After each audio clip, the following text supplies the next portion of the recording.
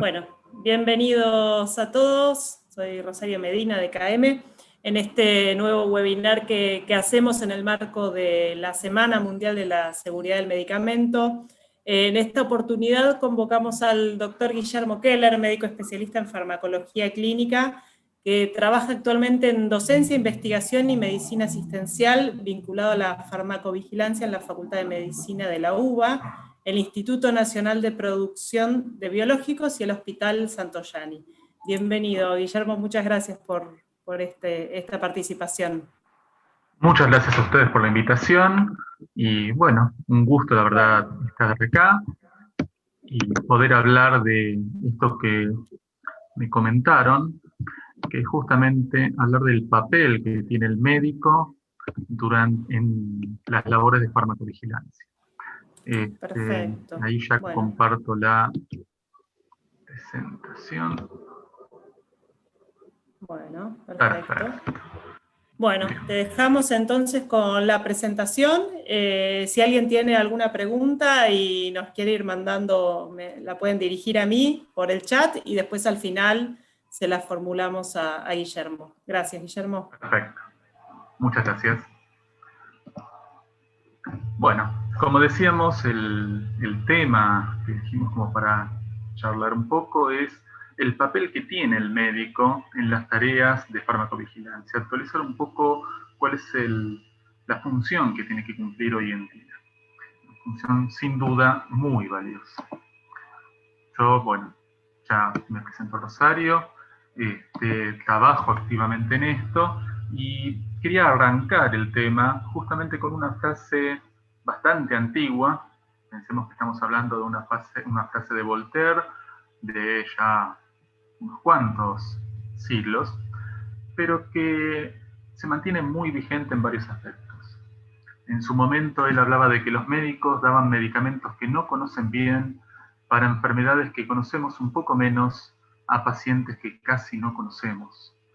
Y esto tenía un fundamento en la cantidad de estudios muy reducidos que existía sobre los medicamentos, a veces ningún tipo de estudio, simplemente se utilizaba en forma empírica o por antecedentes casi más cercanos a la magia que a la ciencia, porque realmente había poco de todo lo que es el estudio de los pacientes y todo esto contribuía a un ambiente de realmente incertidumbre y falta de conocimiento general.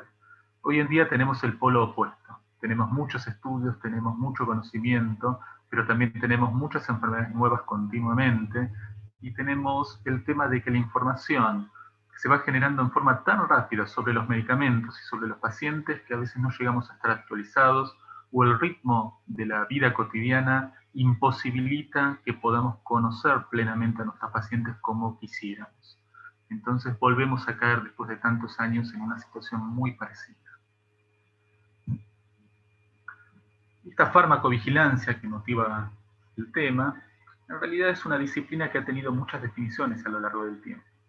Cuando comenzó a renombrarse internacionalmente, fue definida por la Organización Mundial de la Salud como una ciencia que estaba vinculada más a recopilar información y acumularla prácticamente en unos términos un poco más coloquiales. Es decir, hablaba de notificación, registro, evaluación sistemática, pero no se consideraba tanto el tomar medidas, el prevenir, el tomar una actividad un poco más importante en el tema para evitar que ocurra algo.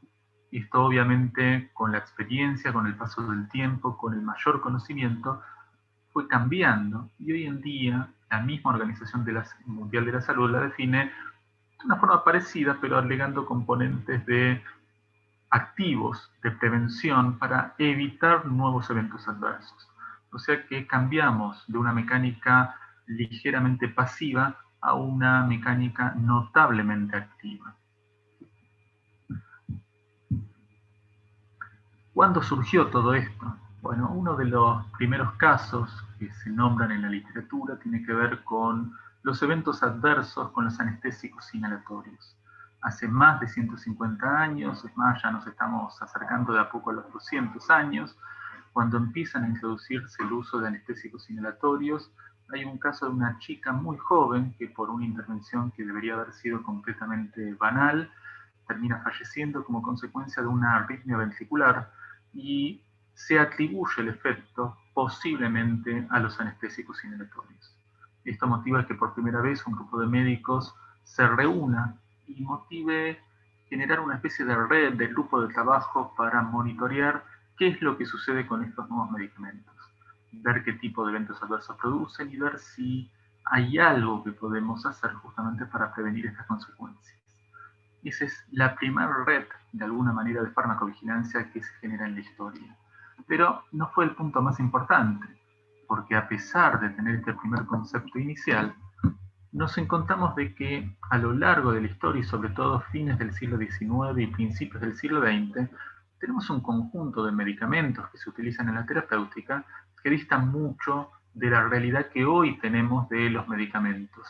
Entonces era común encontrarse con productos que se comercializaban como purificadores sanguíneos, chupetes que se aditaban con derivados de opio para generar el sueño en los bebés, caramelos con cocaína, nada más y nada menos, para los dolores de la dentición en chicos, medicamentos que se vendían como curas maravillosas o que pronosticaban de que el cáncer era curable, que combinaban bebidas alcohólicas con derivados de la cocaína, derivados opiáceos que se vendían, algunos incluso ya estamos hablando de adentrado el siglo XX, casi llegando a la segunda mitad, que promocionaban la heroína como un opiáceo no adictivo, es decir, lo que se utilizaban como medicamentos distaban mucho del perfil de seguridad que hoy habitualmente tenemos.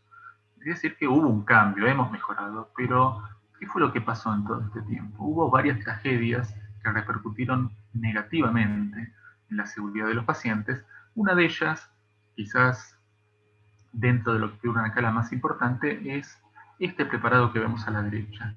Un jarabe que se realizó de sulfas utilizando un excipiente para diluir las sulfas que era sumamente tóxico, que provocó casos de insuficiencia renal, acidosis metabólica, que llevó a la muerte, sobre todo a varios chicos, y que motivó un replanteo sobre el análisis de la seguridad de los medicamentos y que llevó a reformular la agencia regulatoria de Estados Unidos de una forma más cercana a lo que conocemos hoy en día, es decir, solicitando pruebas de seguridad, de eficacia, antes de autorizar los productos, algo que no era la rutina en aquel tiempo.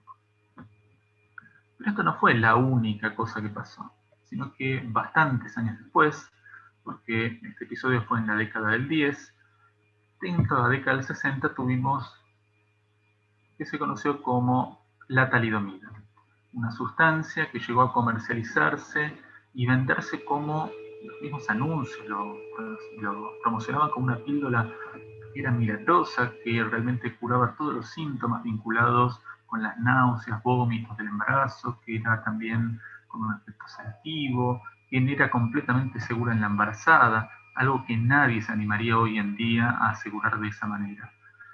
Y esto realmente repercutió en la salud con eventos adversos a nivel de los niños, como las formaciones fetales, que perduraron durante muchos años. Fíjense los casos de focomelia que se reportaron y cómo hasta llegó a ser tapa, un medicamento, tapa de la revista Life, justamente por las consecuencias que tuvo. ¿Cómo se llegó a identificar esto? Por justamente un sistema vinculado a la farmacovigilancia. Y esto tiene que ver con que el evento adverso, la malformación que veíamos en niños, era algo sumamente infrecuente, que a lo largo de más de 20 años habían visto un solo caso, que de golpe en un año vieron un caso, y que de golpe al siguiente año había 30 casos. O sea, algo epidemiológicamente había cambiado. Y cuando empezaron a analizar qué era eso que cambió epidemiológicamente, se dieron cuenta de que tenía que ver con el consumo de algunos fármacos, en particular la talidomida. Esto fue resaltado a través de una carta que dio un profesional de la ginecología y que motivó un replanteo y un monitoreo cercano de los medicamentos en el embarazo. Pero al mismo tiempo generó que varios países se unificaran y generaran lo que se conoce como el Programa de Monitoreo Internacional de Fármacos. Los países que se integraron a este primer programa de monitoreo fueron pocos, fueron 8 apenas: Canadá, Estados Unidos, Bélgica, Holanda, Alemania, Checoslovaquia, Suecia, Reino Unido, Irlanda. Pero este primer programa de monitoreo fue fundamental para expandirlo paulatinamente. Tuvo también sus sesgos, o sea, por los países que participaron, algunos creyeron de que esto era una iniciativa propio de países que tenían mucho presupuesto, que no se podían emplear en cualquier país, como un país que tiene una economía un poco más débil. Pero a lo largo del tiempo este programa mostró beneficios continuos y llegó a generalizarse en la mayor parte del mundo. Después vamos a ver algunas características de cómo evolucionó este programa. ¿Este fue el último caso de la talidomida que realmente llamó la atención? No, la verdad que no. Y pongo esta pantalla para motivar un poquito de que focalicemos en los principales enemigos que tiene la salud, la medicina y la farmacovigilancia en particular, que impiden mejorar la seguridad de los pacientes. Justamente son la ignorancia y la indiferencia. Pese a existir un programa de monitoreo de fármacos, durante años hubo muchos lugares donde no se monitoreaban los eventos adversos, muchos lugares donde eran completamente indiferentes a la ocurrencia de los mismos, y esto generó de que, a pesar de que ya estaba constituido el programa de monitoreo, sigan habiendo medicamentos que distaban mucho de la seguridad que quisiéramos para ellos. Y lo que es peor, seguimos teniendo casos de varios medicamentos que debieron ser retirados, y esto es un listado reducido simplemente para dar algunos ejemplos, pero que debieron ser retirados paulatinamente y que todos dejaron enseñanzas. Probablemente ninguno haya sido tan grave y tan severa a nivel de consecuencias como fue el caso de la talidomida, pero muchos dejaron muertes, muchos dejaron consecuencias inmensas de discapacidad y sobre todo dejaron enseñanzas. Enseñanzas como cuando hablamos de algunos de los fármacos que se vincularon a arritmias ventriculares potencialmente fatales, y que estos fármacos llegaron a reformular de alguna manera lo que es el proceso de estudio de medicamentos. Entonces, por ejemplo, al conocer con lo que fueron los llamados antihistamínicos de segunda generación, terfenadina, temisol, esos que no daban sedación, al aprender de que podían dar UT prolongado y arritmias ventriculares, esto generó que todo nuevo fármaco que se apruebe, interesante esa palabrita que dije filtrada en el medio de la frase, todo nuevo fármaco que se apruebe pase por un proceso de evaluación del potencial arritmogénico. Es decir, los que ya estaban aprobados y muchos no fueron evaluados completamente. Entonces, íbamos adquiriendo nuevo conocimiento, íbamos solicitando nuevos estudios a los medicamentos nuevos, íbamos complejizando el proceso de desarrollo farmacológico, y así fuimos ganando conocimiento, pero también haciendo las cosas un poco más complejas. Este ejemplo que tenemos, muy interesante, sobre cómo la indiferencia y la ignorancia a veces repercutió en forma negativa a nivel de la salud y de la medicina, es el caso mismo de ese jarabe de sulfa que mencionamos en la década del 10 en Estados Unidos y que motivó la reformulación de la FDA, cuyo principal excipiente nocivo para la salud era el etilenglicol, el mismo que durante años generó un montón de epidemias similares en España, en la India, en Nigeria e incluso en Argentina.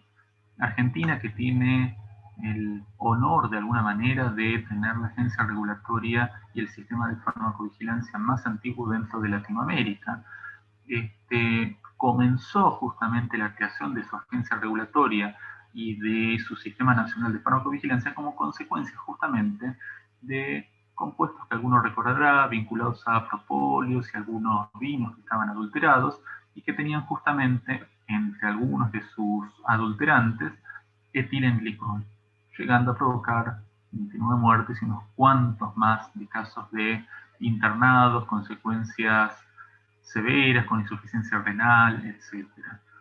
Y no fue el único. Fíjense que hasta 2008 seguimos teniendo casos similares Y todos estos estamos hablando con etilenglicol. Es decir, no vale simplemente, y por eso la comparación de definiciones de la Organización Mundial de la Salud que ponía al inicio, no es simplemente recopilar información, la farmacovigilancia, sino tomar nota, ver qué es lo que ocurre, cómo, y prevenir nuevos casos. Saber lo que ocurre para simplemente mirarlo no nos sirve, tenemos que tomar acciones. Así, cada una de estas tragedias o epidemias, de alguna manera, que tuvimos, nos fueron enriqueciendo el conocimiento y haciendo que el proceso de desarrollo farmacológico vaya cambiando a lo largo de los últimos años, de forma tal que hoy en día tenemos una estructura como esta, en la cual tenemos una fase preclínica, una conocida como fase 0, donde estudiamos un montón de cuestiones en animales, dígase dosis aguda, dosis mantenida en el tiempo, toxicidad subaguda, toxicidad a nivel de malformaciones en el embrión, cambios de la fertilidad y un montón de efectos adicionales, como por ejemplo efectos arritmogénicos, respiratorios, toxicidad organoespecífica, una cantidad de estudios impresionante. Solo cuando tenemos la seguridad de tener cierto patrón de seguridad, que no lo podemos probar absoluto, sino que tenemos indicios de que parece ser seguro, podemos llegar a solicitar el pasaje a una fase 1 para estudiar en voluntarios sanos, en seres humanos, qué es lo que ocurre con la cinética, cómo se absorbe, cómo se distribuye, cómo se metaboliza, cómo se elimina en el ser humano.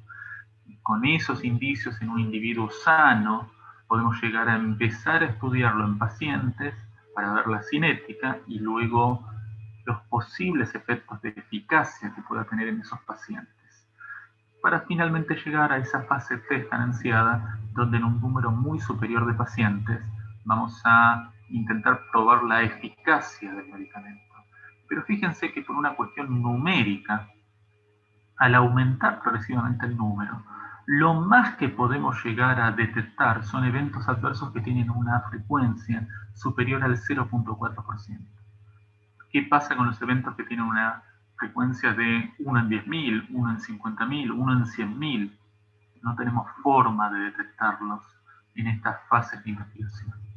Solamente cuando el fármaco consigue ser autorizado y se comercializa y exponemos al mundo real, a un conjunto de pacientes muy superior, vamos a tener la posibilidad de evaluar eventos adversos que son menos frecuentes, que tienen una incidencia inferior, pero que igual, a pesar de tener una incidencia inferior, pueden ser potencialmente mortales o, sin llegar a ser mortales, ser eventos serios, que generen internación, riesgos para la vida, complicaciones para la salud, discapacidad.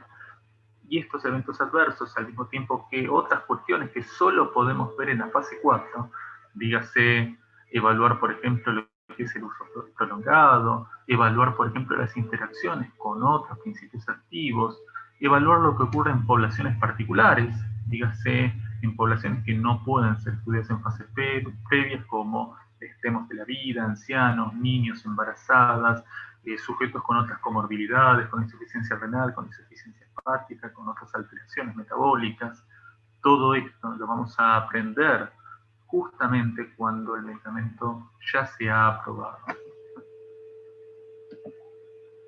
Entonces, en definitiva, esta fase 4 permite un seguimiento permanente, es donde se desarrolla la farmacovigilancia.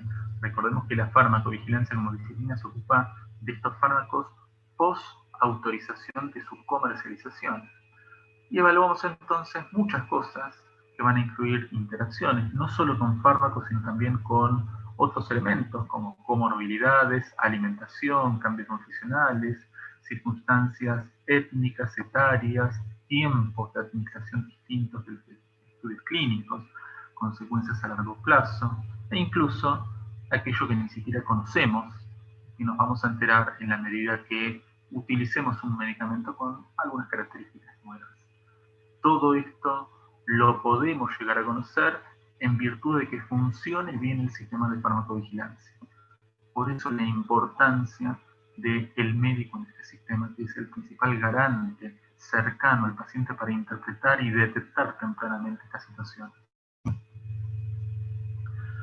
Volvemos a alguna frase motivadora de algunas cosas que olvidamos.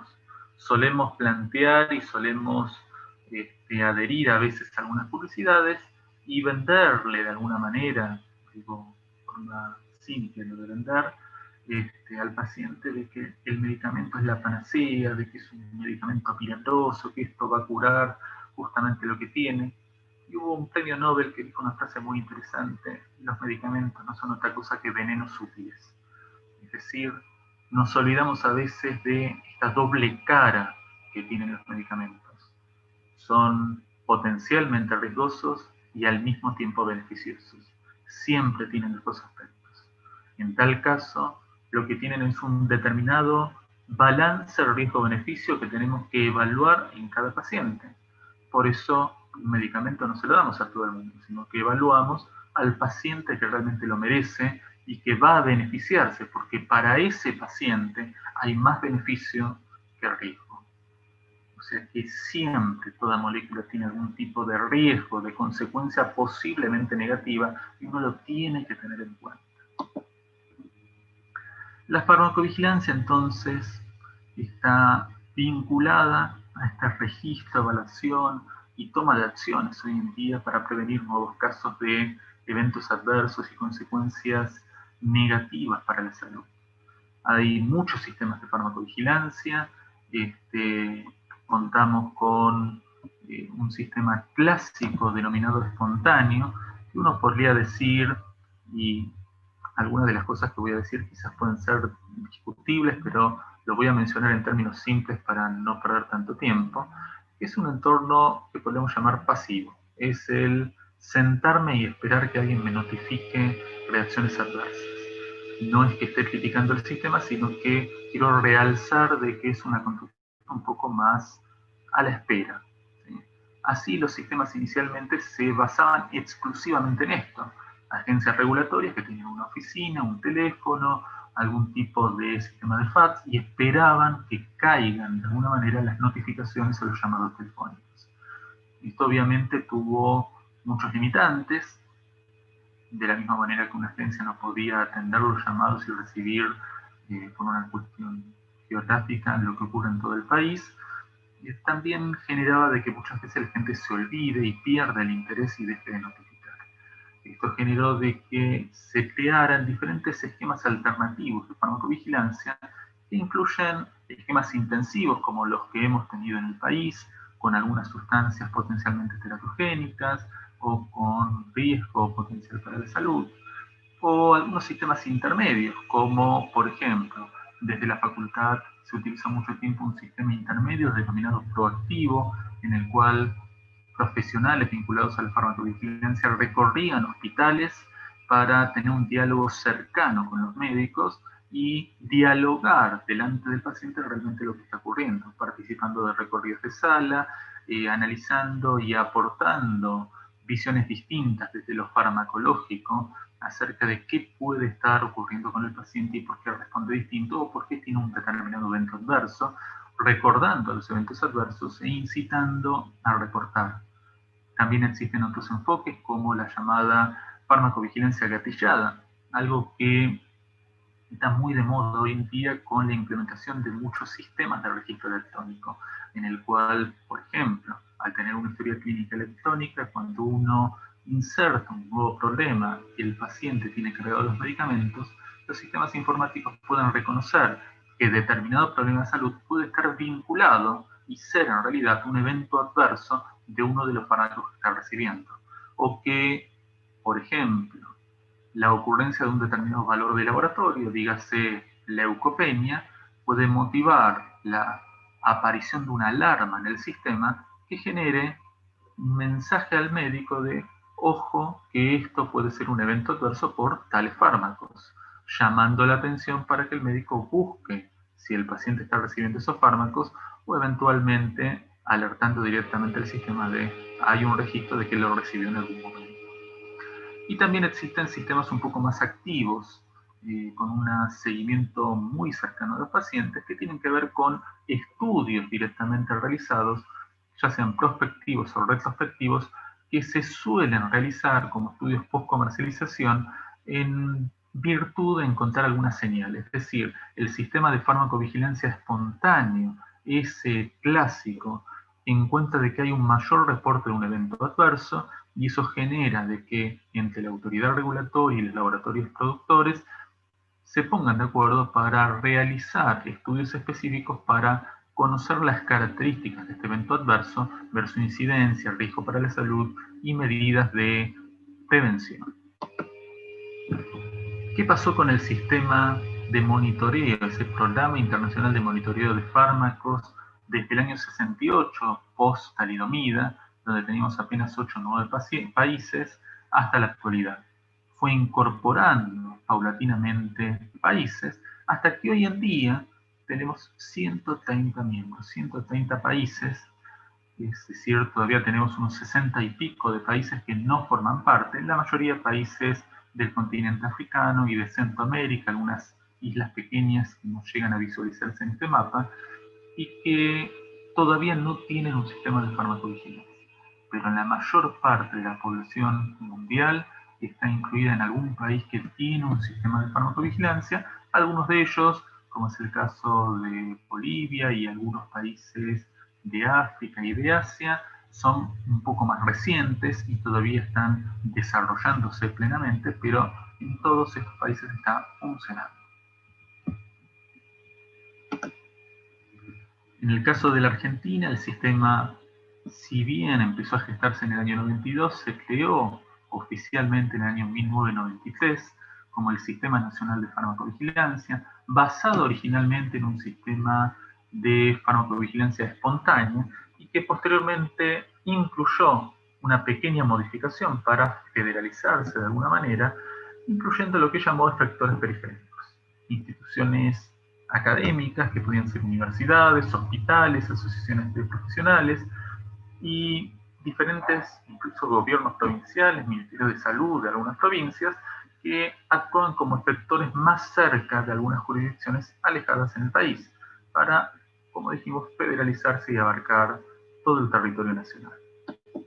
Esto hizo que se crearan una gran cantidad de efectores, a veces concentrados en algunos sitios. Fíjense cómo en Córdoba tenemos una gran cantidad de efectores, sobre todo centros de salud, que son efectores oficiales del sistema, o en la ciudad de Buenos Aires, donde tenemos una gran cantidad de hospitales y universidades que forman parte. Pero hoy en día, incluso esto se ha modificado un poco, tenemos mucho más de 80 instituciones que actúan como efectores periféricos, potenciando regionalmente el sistema de farmacovigilancia. Uno debería preguntarse qué es lo que ocurre en la institución que trabaja cada uno de nosotros. ¿Tenemos en nuestro hospital un comité de farmacovigilancia? ¿Tenemos un efector de farmacovigilancia, alguien que se ocupa? Eso sería importante conocerlo y sería algo que todo profesional debería preguntarse. Más de una vez, un profesional está notificando en forma directa al MAT y hay una persona en el hospital que es el responsable y no se conocían mutuamente. Es importante que haya un programa local que tenga toda la casuística del hospital para poder tener toda la información y poder tomar medidas también de prevención a nivel propia de la institución y local.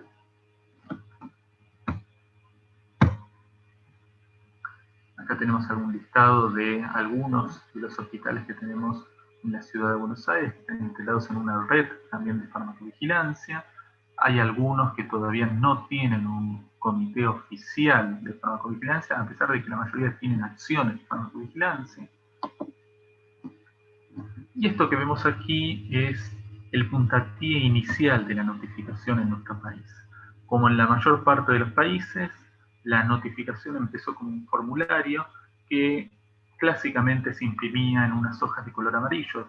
Por eso la mayor parte de la gente lo conoce como la ficha amarilla, la hoja amarilla o el formulario amarillo. Hoy en día, obviamente, esto es una cuestión histórica, el formulario es el mismo prácticamente, ha tenido pocos cambios, no es necesario imprimirlo obviamente en ese color, pero se han incorporado una gran cantidad de formularios adicionales. Entonces, por ejemplo, la agencia regulatoria implementó un segundo formulario que es muy parecido, pero que tiene mayor cantidad de texto descriptivo para que los pacientes también puedan reportar.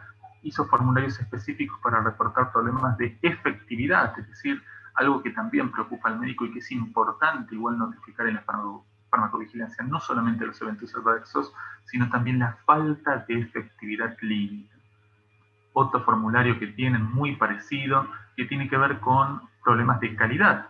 Por ejemplo, el encontrarme con problemas de rotulado, de envase, falta de comprimidos en el blister, alvéolos vacíos, problemas de cobertura del comprimido, etc. Hay un formulario adicional y un programa vigente sobre el reporte de errores de medicación, es decir, cuando se medica de manera incorrecta, ya sea por errores en la prescripción, en la dispensa o en la administración. Estas circunstancias también son importantes de reportar porque pueden permitir detectar errores frecuentes, como por ejemplo ampollas que son muy parecidas y que sugieren o favorecen determinados tipos de errores. Entonces, si uno lo reporta, puede favorecer el sistema para que tome medidas y que se cambie el efecto de algunas ampollas similares.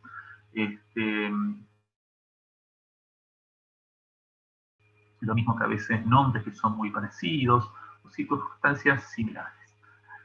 Hay un formulario aparte que tiene que ver con el sistema de vigilancia de vacunas, lo que se conoce como SAVI, un formulario también para todo lo que sean derivados herbarios y fitoterapéuticos.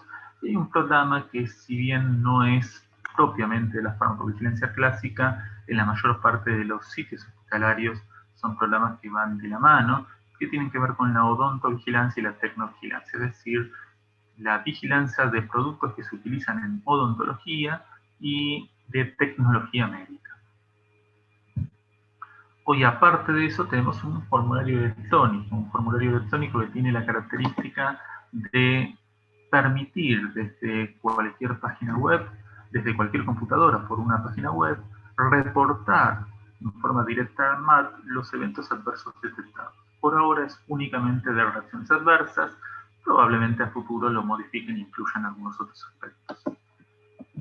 El Sistema Nacional de Farmacovigilancia también generó varios cambios a lo largo del tiempo. No es que solamente incluyó estos efectores periféricos, sino que tomó varias medidas interesantes, como el incorporar algunos fármacos a programas más intensivos, sobre todo aquellos que están vinculados, como talidomida, lenalidomida, isotretinoída, que están vinculados a malformaciones fetales, de la clozapina y el problema de la leucopenia vinculada, y alguno más que incluso fue ya retirado del mercado.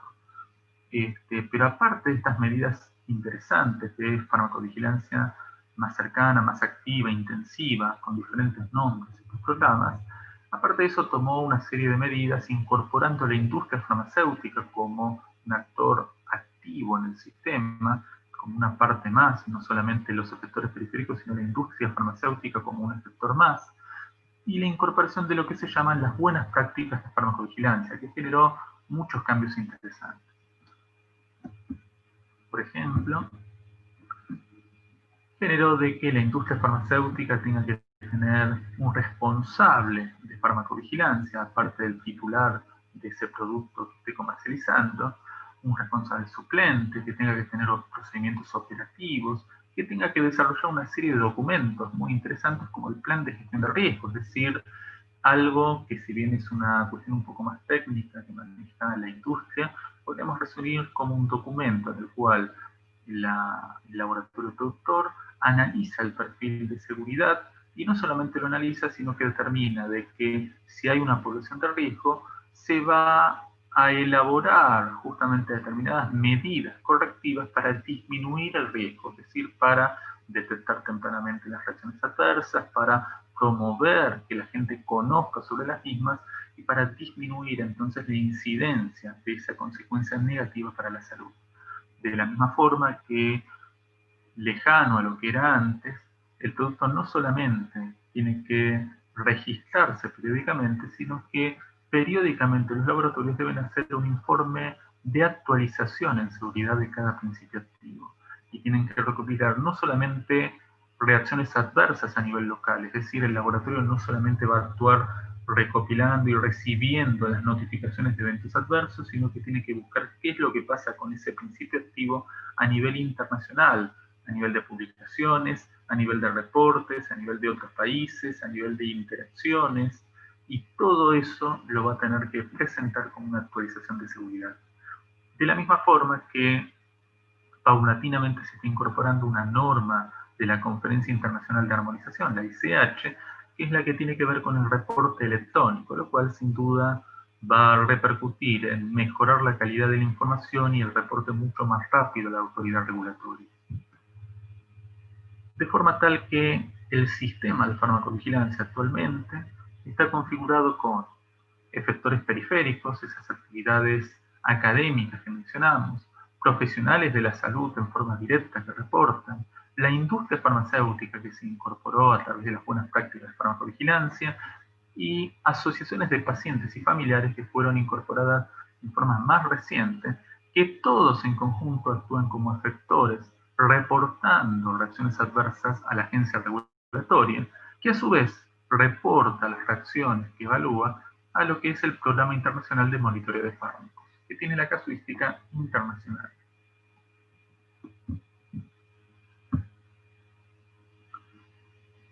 Bien, la industria farmacéutica, a su vez, por esas buenas prácticas de farmacovigilancia, aparte de todas estas medidas que dijimos de confección de documentos y demás, tiene todo un protocolo acerca de la notificación de reacciones adversas a la agencia regulatoria, a través de diferentes formatos, en diferentes tiempos, pero sin duda garantizando de que los eventos adversos más serios, aquellos que pueden ser peligrosos y que deberían ser conocidos rápidamente para alertar a la población y para tomar medidas desde el punto de vista regulatorio, deben reportarlos en tiempos sumamente cortos, a veces de 2-3 días o en algunos casos menos de lo que sería una semana, para que la agencia regulatoria pueda evaluar realmente y tomar alguna medida al respecto.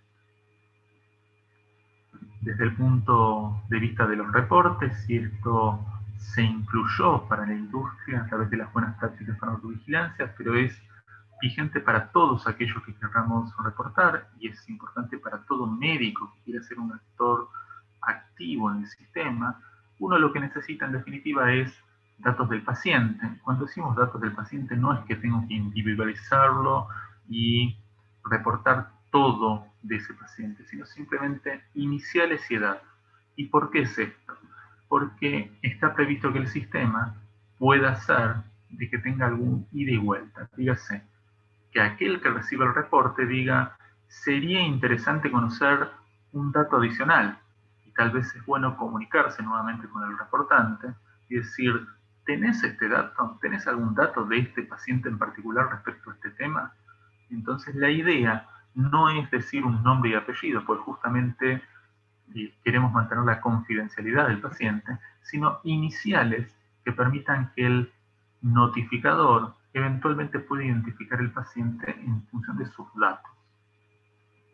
La descripción del evento, algo tan simple como decir qué es lo que le pasó al paciente en forma de título, dígase, tuvo leucopenia, tuvo una alteración hepática, tuvo algún tipo de dolor o de complicación a nivel de síntomas, y la descripción puntual de eso, es decir, el poder describir, presentó una tos irritativa, molesta, que persistió 5 días, poder describir las características del evento. Es algo simple y nadie está esperando de que haya un resumen de 5 hojas, sino en pocas palabras lo que realmente le pasó al paciente. Los datos del medicamento, es decir, saber idealmente el nombre comercial y si no, aunque sea el principio activo. En algunos casos, cuando hablamos de problemas de falta de eficacia o de calidad, es necesario conocer el número de lote y de fecha de vencimiento, pero solamente en esos casos. Cuando hablamos de un evento adverso, no es necesario tener esos datos.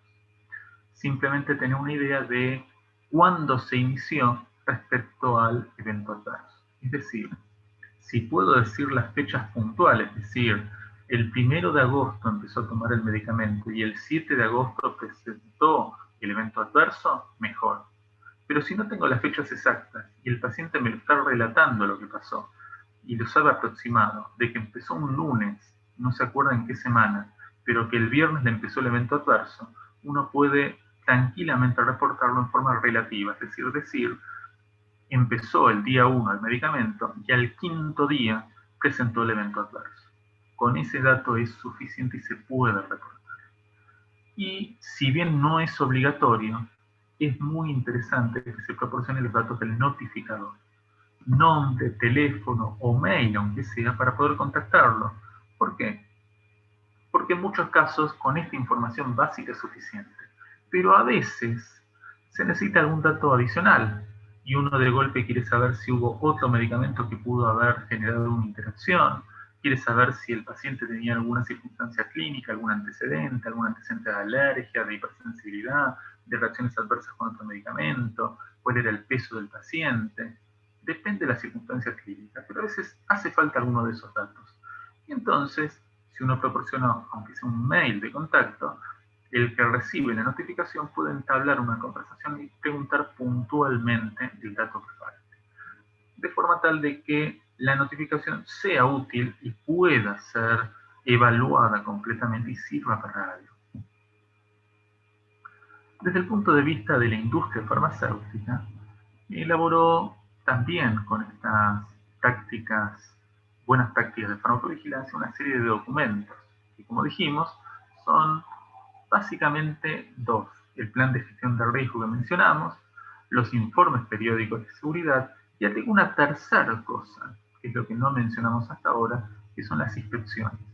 Hoy en día la industria farmacéutica presenta inspecciones periódicas justamente para garantizar que estos programas de farmacovigilancia se mantengan activos, funcionales y realicen las tareas que corresponden permanentemente.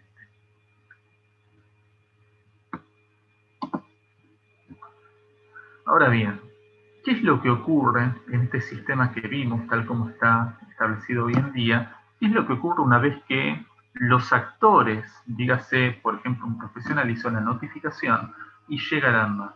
¿Qué va a ocurrir en la agencia regulatoria y a nivel del programa internacional de monitoreo de fármacos? Lo que va a ocurrir es básicamente recibir la información, analizarla, enviar al sector que corresponda dentro de lo que es la agencia regulatoria, generar información para diferentes profesionales, boletines, para alertar. Dígase, estoy reportando un caso de hepatotoxicidad. Se va a analizar la información, se va a fijar si realmente la incidencia es distinta de lo esperado, y si realmente llama la atención, posiblemente se genere una alerta para decirle a los diferentes profesionales: ojo, estoy viendo casos de hepatotoxicidad, por favor, si alguien tiene más, repórtelo para que podamos evaluar qué es lo que ocurre. Y entonces, a través de estos boletines, generar conocimiento en la comunidad médica, detección temprana y evitar nuevas ocurrencias. Al mismo tiempo que se envía al programa internacional, y tanto a nivel local como internacional, si es necesario, se toman acciones. Las acciones pueden ser generar una alerta, puede ser restringir la comercialización, dígase, veo de que los eventos adversos son muy frecuentes en los mayores de 70 años, y entonces digo, se sugiere no administrar más en mayores de 70 años, o puede ser, en casos eventuales, el retiro directamente de la circulación del producto. Al mismo tiempo, las reacciones adversas se van a clasificar y evaluar estas notificaciones en diferentes aspectos. Por un lado, dentro de lo que es la seriedad de la reacción, y se considera que una reacción adversa es seria cuando genera la muerte, cuando amenaza la vida, cuando genera la internación del paciente o prolonga una internación previamente existente, cuando genera discapacidad persistente o malformaciones congénitas. Es decir, son criterios bastante objetivos desde el punto de vista médico para generar de alguna manera un riesgo para la salud. Hay una clasificación que a veces se entremezcla con esta, pero que en realidad tiene que ver con otros aspectos más subjetivos, que es cómo afecta al paciente en forma personal. Se interfiere con sus actividades cotidianas, impidiéndolas. Es severo. Fíjense que el nombre hace confundir a veces, pues severo y serio parece lo mismo, pero no lo es. Severo tiene que ver con la percepción del paciente, moderado cuando las limita pero no las impide, y leve cuando no altera las actividades cotidianas del paciente. De la misma manera que se clasifican otros aspectos, como el fármaco implicado en la notificación, donde lo que más se suele utilizar es la clasificación ATC, y estamos hablando no de tareas que va a desarrollar el médico, sino de parte de las tareas que suele hacer la agencia regulatoria y los profesionales que evalúan, para que el médico conozca un poco qué es lo que ocurre con las notificaciones. Se evalúa la severidad, se evalúa la seriedad, se evalúa la clasificación de los medicamentos, y se evalúa también el evento adverso utilizando algo que es sumamente interesante, que se llama METRA. Esta clasificación es un esquema de múltiples niveles que al mismo tiempo presenta entrecruzamiento entre las categorías. Entonces, si yo, por ejemplo, tengo un determinado código, y eso es lo interesante también, porque fíjense de que si una persona reporta hepatitis aguda, y otro dice insuficiencia hepática, y otro dice hepatotoxicidad, si nosotros nos lleváramos únicamente por el texto, posiblemente podría haber errores a la idea de, al momento de recopilar toda la información y combinar esas notificaciones que aluden a eventos muy similares. Pero esta clasificación de eventos hace que cuando uno pone diferentes términos, por la similitud le asigna un código numérico y los relaciona por el órgano e incluso por sistemas y clases de órganos, permitiendo de que uno pueda hacer análisis mucho más extensos y análisis que a través de la técnica de agrupamiento aumente la sensibilidad en la detección de reacciones adversas. Esta es la estructura, simplemente a nivel ilustrativo para ver lo compleja que es decir, tenemos un sistema de esta clasificación que tiene órganos y clases, dígase cardiovascular, respiratorio, neurológico, muscular, etc. Tenemos niveles de alto nivel de término, de bajo nivel de término y términos preferidos para cada evento adverso, al mismo tiempo de que hay subclasificaciones. ¿No? Si dijera hepatotoxicidad, puede hablar de aguda, crónica, subaguda, diferentes subtipos. Pero el término preferido tiene que ver con un código que está en esta tabla fundamental y lo que permite justamente es no perder información. Es decir, bajando un poco la complejidad de lo que estoy diciendo y facilitando el entendimiento, podemos decir de que es una herramienta informática que permite mejorar a través de estrategias de data mining, de minado de datos, de big data, mejorar la sensibilidad y la detección de reacciones adversas similares. Hay otras clasificaciones que, si bien no se utilizan rutinariamente, son interesantes a veces compartir y charlar un poco. Una de estas es la llamada clasificación de Raoul y Thompson, que estos dos autores originalmente lo que hicieron fue clasificar las reacciones adversas en dos tipos. Esta clasificación, si bien desde el punto de vista de la farmacovigilancia muchas veces no cambia conductas y no es tan útil, sí es interesante para el médico general, para el médico prescriptor, para conocer algo de conductas que puede desarrollar. Porque decía, los eventos adversos pueden ser tipo A, dígase dosis dependientes, y esto tiene una regla mnemotécnica de A de aumentado, dígase como por ejemplo un anticoagulante, y el evento adverso tiene que ver con la expresión en más de esa acción terapéutica. Toma un anticoagulante y el paciente hace una hemorragia digestiva, por ejemplo. Dado que es dosis dependiente, tiene algo que ver con la misma acción farmacológica, a veces titulando la dosis se puede disminuir el evento adverso. Versus otros eventos conocidos por la regla mnemotécnica como bizarros y en castellano idiosincráticos, en realidad lo que aluden es algo que no tiene que ver con la acción principal. Entonces, un determinado evento adverso, como por ejemplo leucopenia inducida por un antipsicótico, no tiene que ver con el mecanismo de acción, y por más que disminuya la dosis, probablemente se siga produciendo, porque tiene que ver con una peculiaridad de ese paciente y de esa circunstancia clínica que hace que el paciente reaccione distinto. Entonces, ahí directamente tengo que pensar en suspender la medicación, no titular la dosis. Hay otros eventos, como tienen que ver con aquellos eventos adversos que se producen después de administraciones prolongadas, como el caso de los corticoides, que después de determinado tiempo, más de una semana de administración, pueden generar algunos eventos adversos, insuficiencia suprarrenal, y en corto tiempo no los suelen provocar, aquellos que se ven mucho tiempo después de la administración y generan dificultades en la detección, aquellos que tienen que ver con la suspensión, y estamos hablando de un fenómeno más que todo de abstinencia, o aquellos denominados como de falla terapéutica, que tienen que ver con problemas de eficacia. Es decir, que los eventos adversos que podemos reportar tienen que ver con muchos mecanismos distintos, y en función de conocer esto, nos puede orientar a disminuir la dosis, a suspenderlo, o en general a evitarlos o cambiar por otro tipo de producto. Otra de las cosas que se analizan es lo que se llama la causalidad. Y dentro de esta causalidad, en pocas palabras, lo que podemos decir es que importa saber de que el evento adverso ocurra después de la administración del fármaco. Esto parece una obviedad, pero es importante confirmarlo, de que el evento adverso sea posterior a la administración, de que sea plausible biológicamente, y después evaluamos dos cosas. Una, que permite analizar lo que se llama como posible evento adverso, que es el T-challenge, es decir, saco el medicamento o disminuyo la dosis y el evento adverso mejora. Tenía una dosis de anticoagulante y hizo una hemorragia digestiva, disminuye el anticoagulante o se suspende y resulta ser de que la hemorragia digestiva se elimina. Esto hace pensar de que posiblemente esté vinculado.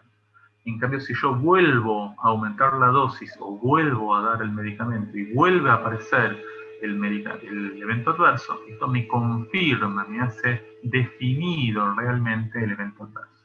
Y ahí puedo hablar de un evento adverso confirmado. Entonces, en función de eso, puedo hablar de eventos definidos, cuando tengo el challenge positivo, probables, cuando tengo el D-challenge confirmado, o cuando tengo todo lo otro, pero no tengo más información, puedo llegar a decir de que es posible, o si falta información, condicional. Hay otros scores un poco más complejos, con preguntas y puntajes, que permiten, sin llegar al re-challenge, a la reexposición, poder definir la causalidad. Igual, la idea es que esto lo utilice alguien que trabaja en el tema, no para que lo utilice habitualmente cualquiera de los profesionales.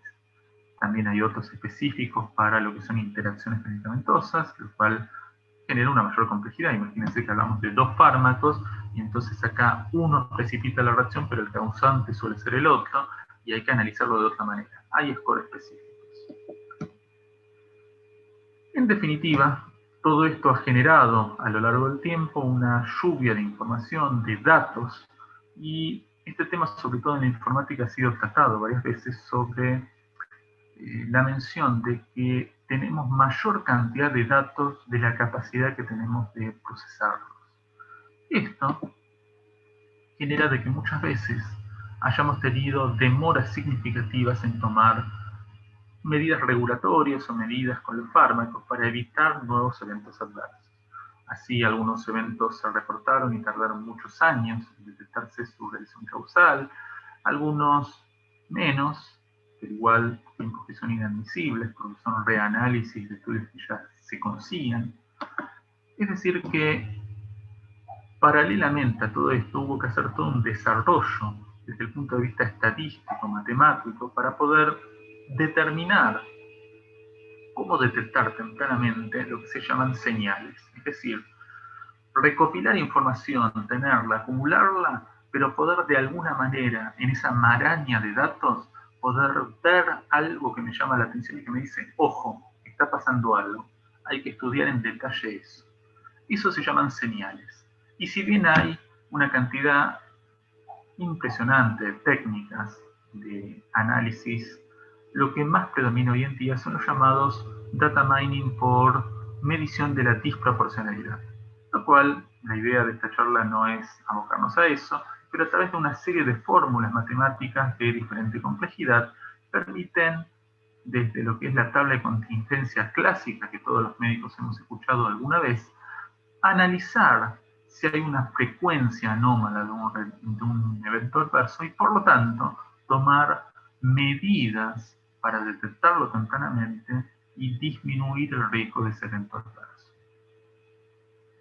Vamos a mencionar algunos datos puntuales de lo que nos deja la farmacovigilancia y de las ventajas que tiene un buen programa de farmacovigilancia y de analizar lo que ocurre con los medicamentos.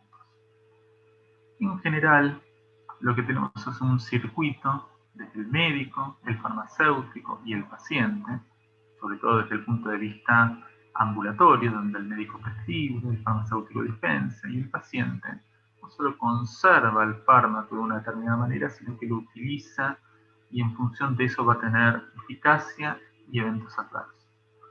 Cuando analizamos esta cadena prescriptiva en los diferentes medios, hay diferencias de un país al otro, pero hay un montón de publicaciones que sugieren que 50% o más de los casos la prescripción es inadecuada, o la dispensa, o la venta. Y que en 50% de los pacientes no toman sus medicamentos de la forma correcta, de la forma adecuada. Esto significa que tenemos uso irracional, uso inadecuado y un montón de problemas con los medicamentos que tenemos que tomar medidas y cartas en el asunto. Algunos de los problemas que tenemos tienen que ver con la automedicación y la autoprescripción, es decir, la automedicación definida como el uso de medicamentos por parte de las personas con un propósito de prevenir, aliviar, tratar síntomas que ellas mismas pueden identificar, mientras que la autoprescripción tiene que ver con medicamentos que debería indicar el médico y que la persona se está autoprescribiendo. Estas circunstancias son un problema muy frecuente y muchas veces el médico tiene que adoptar la conducta de interrogar al paciente sobre todo lo que toma, no solamente lo que él le indicó. No es solo, ¿estás tomando la pastilla que te di para la presión? Sino también, ¿tomas algo más? ¿Estás tomando medicamentos? ¿Vos tenés dolor de cabeza y a veces te automedicas con algo? ¿Qué otras cosas usas? Este tipo de información es muy útil no solamente para describir perfiles de eventos adversos, sino para detectar interacciones y detectar patrones de consumo que repercuten negativamente en la salud pública. Por lo tanto, hay que incorporar esta cultura de preguntar al paciente todo lo que utiliza en su vida cotidiana. Otro estudio muy interesante es un estudio conocido como de Lazaro y que se repitió en varios países del mundo, metaanálisis similares. Esto fue ya hace unos cuantos años y ha sido replicado varias veces y siempre se ve lo mismo. Los eventos adversos vinculados a fármacos, depende cómo lo analicemos, pero se encuentran entre la cuarta y la sexta causa más frecuente de muerte, con costos de salud elevadísimos. Es más, en nuestro país también se hizo un estudio muy parecido y se vieron algunos resultados similares, siendo los antibióticos y los AINES los fármacos con mayor nivel de complicaciones. Ahora, no solamente estamos viendo de que son una causa frecuente de problemas, sino que aparte tendríamos que decir de que podemos tomar algunas medidas. ¿Y cuáles son las medidas? Bueno, en el Salt Lake, en Utah, lo que hicieron fue estudiar qué era lo que pasaba cuando se ajustaban las dosis de los diferentes antibióticos que habían probado inicialmente y luego varios otros fármacos, en función de la función renal, de alteraciones hepáticas y del peso. Y lo que vieron es que simplemente con esto se reducían 50% los eventos adversos y que llegaban a reducir un 75% cuando analizaban una corrección en función de la función renal mucho más adecuada, mucho más precisa. Es decir, que con herramientas simples como adecuar la dosis al paciente, podemos disminuir notoriamente la incidencia de eventos adversos. Por otro lado, las reacciones adversas en un estudio nacional que trató de alguna manera reproducir este estudio que se había realizado por la SARU en Estados Unidos, vieron de que un porcentaje muy importante de ingresos hospitalarios, estamos hablando de prácticamente un 10%, uno de cada 10 pacientes tenía que ver con eventos adversos a medicamentos. Muchos, 14%, eran inevitables, O sea que quizás en algunos casos no podamos cambiarlo, pero en la mayoría podíamos de alguna manera, a través de una estrategia de prevención, de consultas ambulatorias más frecuentes, de análisis de la medicación, podíamos evitar esos eventos adversos.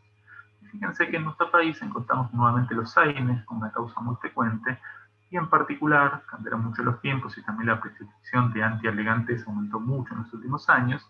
Los antialegantes se sumaron como el segundo grupo importante. Es decir que nuestro país no escapa de esa realidad que vivieron otros países. Otro fenómeno que vemos muy frecuente y que es algo que el médico puede tener en cuenta para cambiar y mejorar la seguridad del paciente es el llamado fenómeno de la cascada. Muchas veces un paciente presenta un evento adverso por un fármaco, dígase toma un antiemético, esto le puede inducir síntomas de parkinsonismo, y en lugar de analizar, disminuir el antiemético o buscar una alternativa, el médico le da otro medicamento, que a su vez puede tener más eventos adversos. Y así podemos encontrar cascadas en las cuales se terminan agregando 2, 3 medicamentos y cada vez más eventos adversos. Por eso, un notable farmacólogo dijo alguna vez que sobre todo en las poblaciones de mayor edad, siempre es mejor suspender un fármaco antes que agregar otro.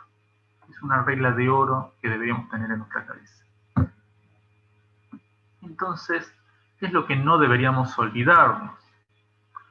Realmente, la farmacovigilancia es un problema de salud pública importante en el cual, si notificamos las reacciones adversas, mejoramos el conocimiento, mejoramos la seguridad, mejoramos el perfil riesgo-beneficio de los medicamentos, aumentamos la información disponible para que podamos hacerla accesible a la población, a los médicos, a todos los actores del sistema de salud, y mejoramos notoriamente el perfil de seguridad del tratamiento farmacológico. ¿Y por qué no notificamos entonces? En realidad no notificamos porque muchas veces no conocemos el sistema, porque tenemos miedo, porque a veces pensamos, ¿y si notifico? ¿Quién lo ve eso? ¿Y qué va a pasar? Tal vez se enojan porque notifiqué el problema. No, nadie se va a enojar. Nadie tiene por qué tomar una medida contra esto. Y es más, acá podríamos recordar de que cuando hablamos de los datos mínimos, dije, este dato es opcional y sería bueno de que siempre esté presente, que es el notificador, pero las notificaciones se pueden hacer en forma anónima. Es decir, que si alguien tiene miedo, que haga la notificación anónima, pero que la haga, porque con esa notificación está contribuyendo al sistema de salud y está mejorando la información que tenemos de los medicamentos. Un problema que lamentablemente es real es que muchas veces hay falta de tiempo, falta de formularios, de acceso, o no se ha incorporado la farmacovigilancia como una noción básica. Es decir, hay falta de cultura de reporte. Este tipo de cuestiones son las que tenemos que combatir y mejorar día a día. Realmente, la falta de tiempo no es una excusa. Un reporte se puede hacer en menos de 3-4 minutos. Es algo rapidísimo. Y con los formularios de reporte electrónico lo podemos hacer en segundos realmente, rapidísimo, generando un reporte de calidad en poco tiempo y sin perder absolutamente nada. Es decir, mejorando el sistema de salud. Esta farmacovigilancia es responsabilidad de todos. Es responsabilidad del sector público, es responsabilidad del sector privado, de los pacientes, de los médicos, de kinesiólogos, farmacéuticos, todos. Realmente todos intervenimos. Es cierto que en algún momento el sector público tenía, dígase, agencia regulatoria y algunos efectores, no tenían una respuesta adecuada, una devolución. Esto hacía que muchos profesionales se desalienten.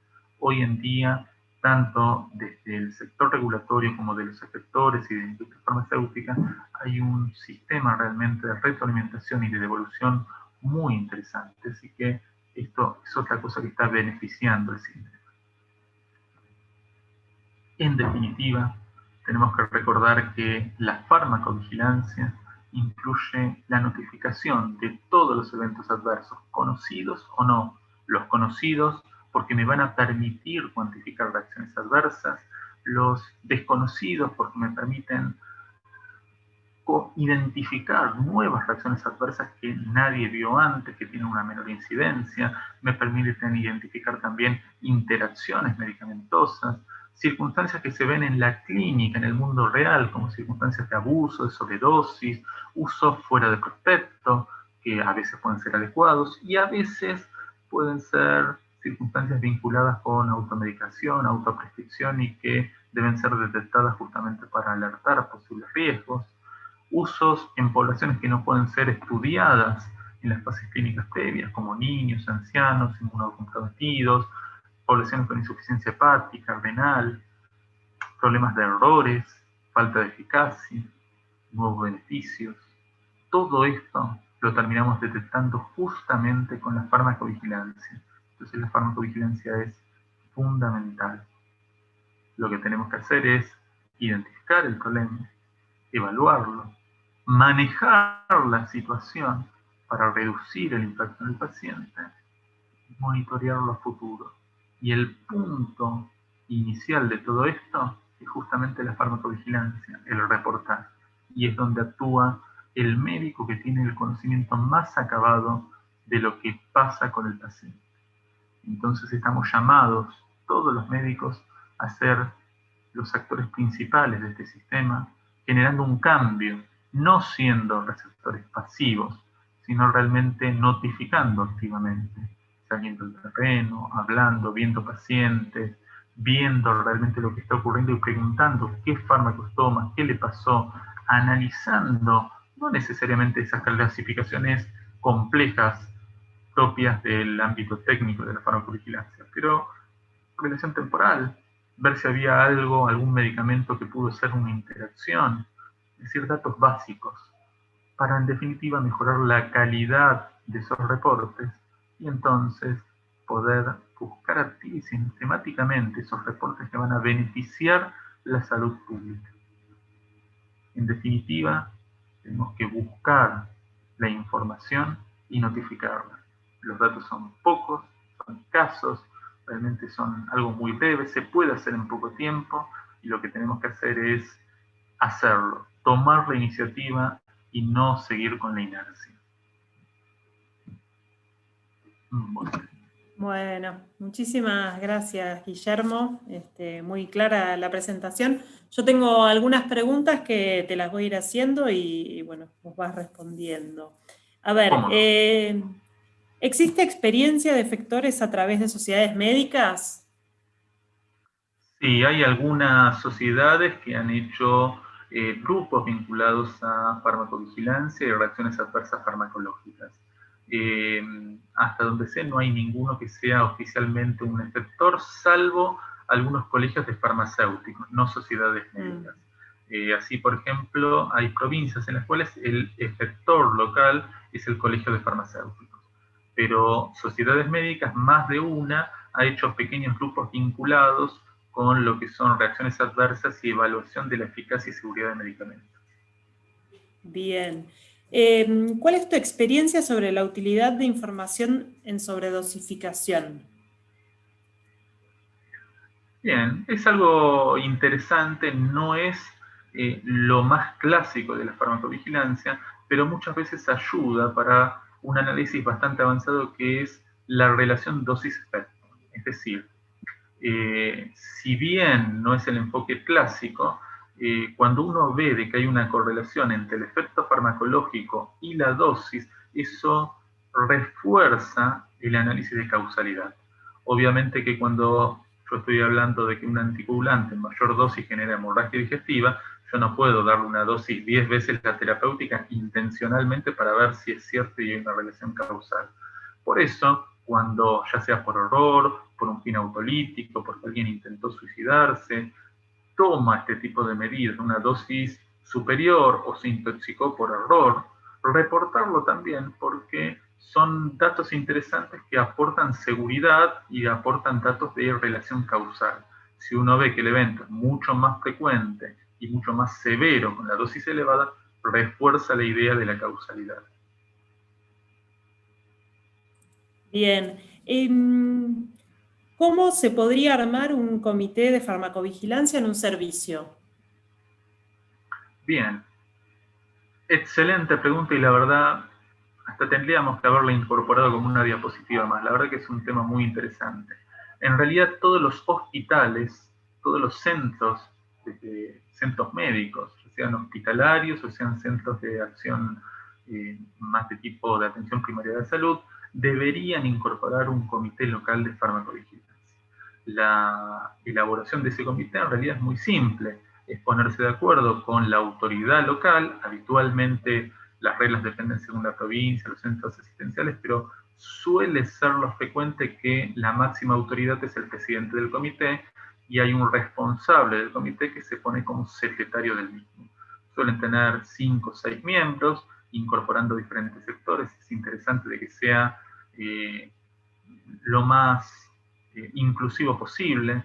Por ejemplo, en mi hospital en algún momento lo que se hizo fue incorporar profesionales de clínica médica, profesionales de anestesiología, profesionales de terapia intensiva y de infectología, porque son especialidades que están muy vinculadas a eventos adversos, un representante de enfermería, un representante de la farmacia y el director que era el presidente del comité. De esa manera se tiene una versión un poco más completa, global, complementaria, y esos comités, en definitiva, lo que hacen es, primero, elaborar su propio reglamento de funcionamiento, dígase, cada cuánto se reúnen, qué tipo de acciones van a realizar, van a ser solamente farmacovigilancia, recibir notificaciones y evaluación periódica, van a tener revisiones y recorridos por los pisos, hablar con profesionales, van a realizar charlas. La mayor parte de los comités lo que hacen es cursos de capacitación a todos los profesionales. Parece mentira, pero más de una vez he estado en algún hospital dando charlas de farmacovigilancia, me he encontrado algún profesional que me dice, yo no sabía que esto existía. Sí, existe, es importante remarcarlo, y es importante también no señalar con el dedo y no criminalizar a nadie por no conocerlo, sino al contrario, difundirlo y que todos sepan que existe, funciona, es útil y tenemos que participar. Los comités de farmacovigilancia son muy útiles en ese aspecto, porque es un par del hospital que los conoce a todos, que tiene una relación más cercana. No es alguien que viene de afuera que, por más que no sea un premio Nobel, es como que viene como alguien, como un referente, y lo ven con cierta distancia y tal vez no hay confianza para preguntar algunas cosas. Al ser un par del hospital, suele haber mejor relación, suele haber mejor diálogo, incluso ese par hospitalario puede identificar cuestiones que en la práctica son habituales y que él conoce. Entonces es muy útil para mejorar la farmacovigilancia local. Perfecto. Bueno, a ver, otra pregunta es, a veces resulta complejo el manejo de población geriátrica. ¿Existen sitios de incorporación para completar más allá del clearance? Más allá del... Clearance. En realidad en los geriátricos tenemos varios problemas. La población geriátrica es una población que claramente es distinta del resto de la población y que incluye problemas como la polifarmacia, es decir, la mayor parte de los adultos mayores, cuando empezamos a analizar, nos encontramos que tiene una estatina por el colesterol, enalapril por la presión, incorpora la aspirina preventivo por riesgo cardiovascular, alguna pastilla para la diabetes, algún analgésico por dolores musculares, y ya tenemos polifarmacia. Es decir, que las chances de interacciones son superiores al 70-80%, son altísimas. Entonces ya tenemos de ahí un problema de base muy importante. Tenemos una población que a veces por dificultades en la movilización consulte menos, se acerca menos a las consultas, que ahora si bien hay consultas virtuales, de golpe no se lleva bien con esas consultas virtuales y se le dificulta. O sea que tiene una dificultad de acceso, tiene mayor incidencia de complicaciones y encima tiene el inconveniente del deterioro de funciones orgánicas. Es decir, hay una mayor incidencia de insuficiencia renal, insuficiencia hepática, insuficiencia cardíaca, todos los cuales aumentan la incidencia de eventos adversos. O sea que sinceramente la población geriátrica tiene todas para hacer eventos adversos muy frecuentes e incluso mucho más serios. Esos factores uno los puede notificar, los puede incluir en el formulario. En realidad hay una opción dentro del formulario que es la descripción. En la descripción se puede poner absolutamente todo, es un texto libre, Pero aparte hay un área que dice circunstancias concomitantes. En esa descripción uno podría tranquilamente aclarar la polifarmacia, el resto de los medicamentos que tienen, el antecedente de insuficiencia hepática, renal, el antecedente de insuficiencia cardíaca, si uno tuviera un dato de un ecocardiograma, de una función cardíaca puntual, lo puede precisar. A ver, estos son opcionales. Cuando uno da más datos, mejora la calidad y la utilidad de esa notificación, pero no son obligatorios, porque si no también nos vamos a encontrar que el común de las profesionales va a decir, uy, todo eso tengo que conseguir, es difícil. No, no es todo eso. Si lo tenemos, mejor, pero no es obligatorio. Perfecto. Bueno, y una última. ¿Hay que reportar como evento adverso, por más que no haya un paciente involucrado, todo lo que sea falla de medicamento, de la caja o cinta de trazabilidad? Exactamente, hay que reportarlo igual. Y son muy importantes esas notificaciones. A veces a mí me viene a la mente de golpe el inconveniente de un determinado comprimido, activo, no quiero puntualizar mucho el caso, pero un antidiabético que muchos pacientes en este centro asistencial determinado parece ser de que había falta de eficacia, manejaban mal la diabetes.